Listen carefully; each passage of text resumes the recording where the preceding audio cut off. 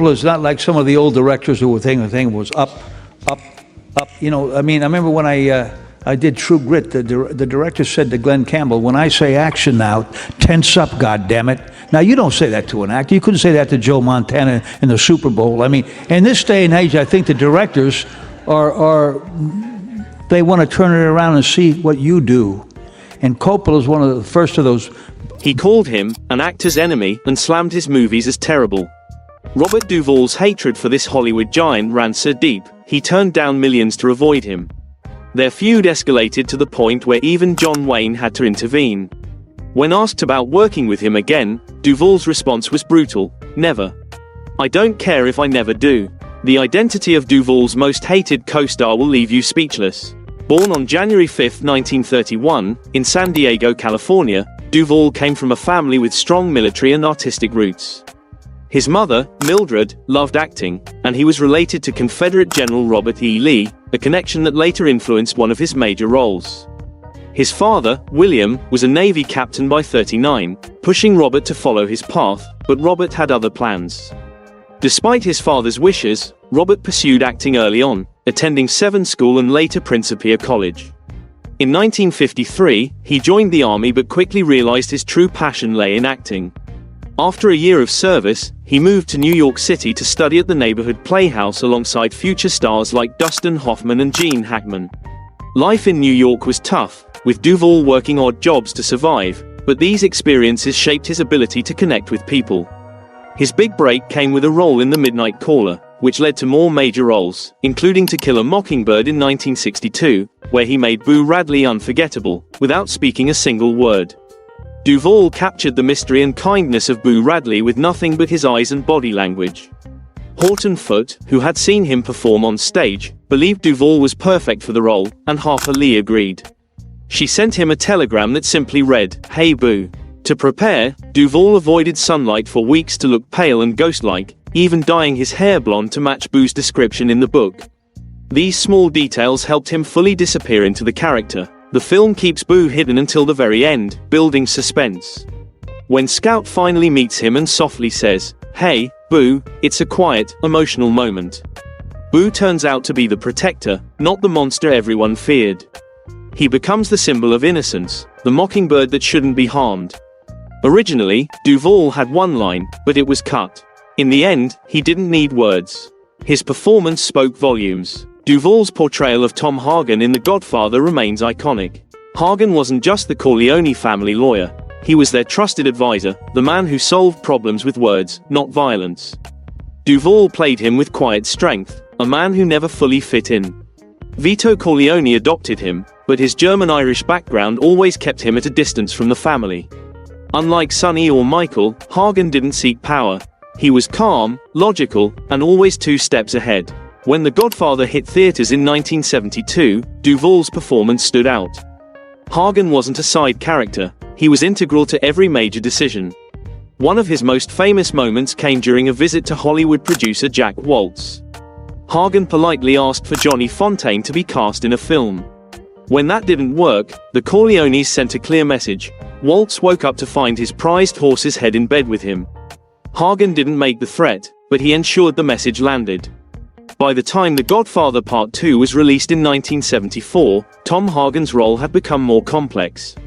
After Michael survived an assassination attempt, he left the country to investigate, and Hagen stepped in as acting Don, showing just how much trust the family had in him.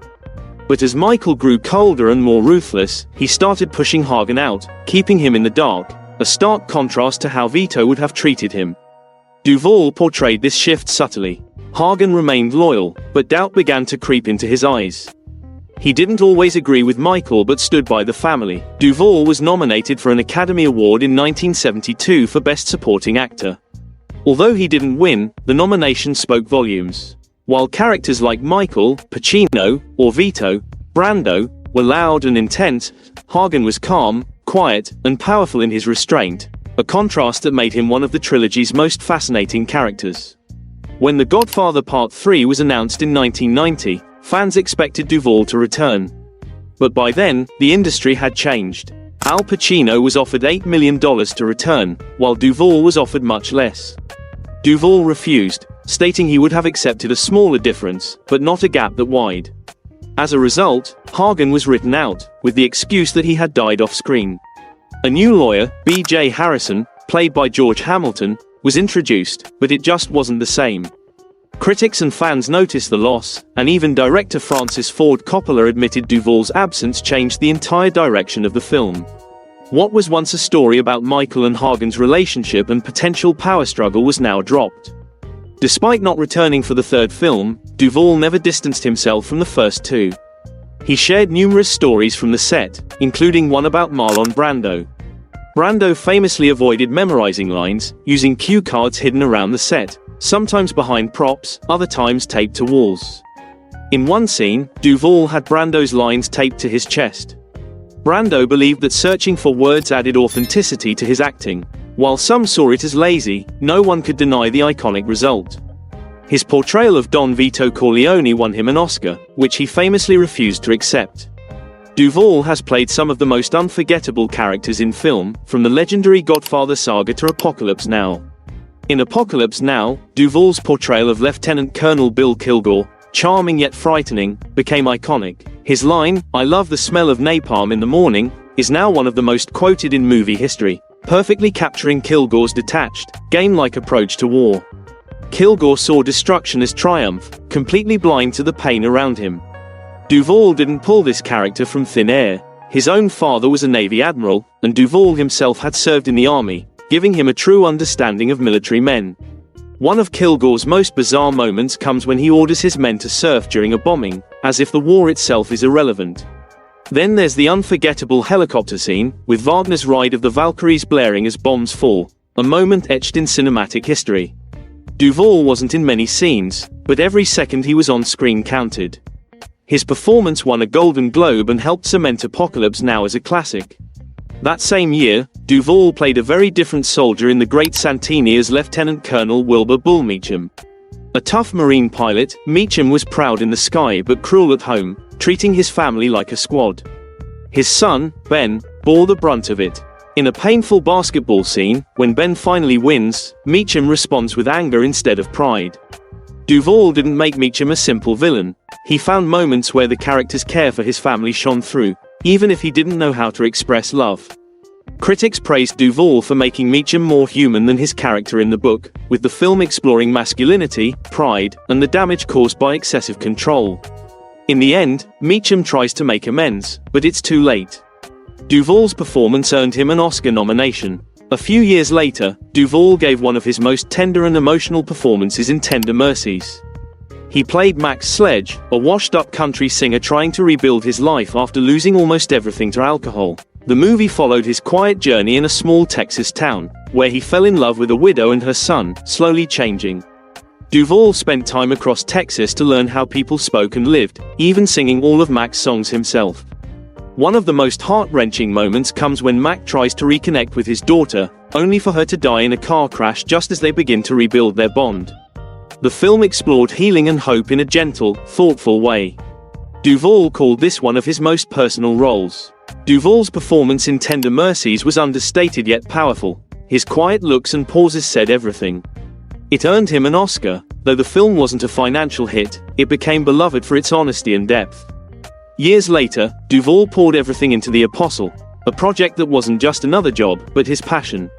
He wrote the script, directed, and funded most of it himself when no studio would. He played Sonny Dewey, a Pentecostal preacher battling his temper and pride. After a violent outburst, Sonny seeks redemption in a small Louisiana town. The film was shot in just 7 weeks, with real churchgoers as extras, giving the scenes a raw, authentic energy. One of the strongest moments shows Sonny winning over a racist worker with nothing but patience and preaching. Duvall kept Sonny grounded, never letting him become a caricature. His effort earned him another Oscar nomination, and critics praised the film's honesty.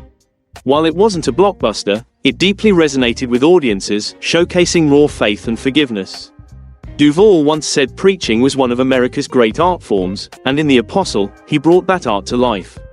Duvall's personal life has been as eventful as his career. He's been married 4 times, and each marriage tells part of his story. His first wife, Barbara Benjamin, a former dancer on The Jackie Gleason Show, married Duvall in 1964. They had 2 daughters from her previous relationship. Their marriage ended in 1975, during a time of personal growth for Duvall. Barbara passed away in 2019.